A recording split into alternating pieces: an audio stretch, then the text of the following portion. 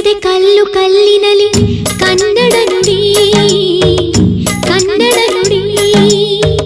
ಕಾಣಿಸದೆ ಹೊನ್ನ ಚರಿತೆಯಲಿ ಹಂಪೆಯ ಗುಡಿ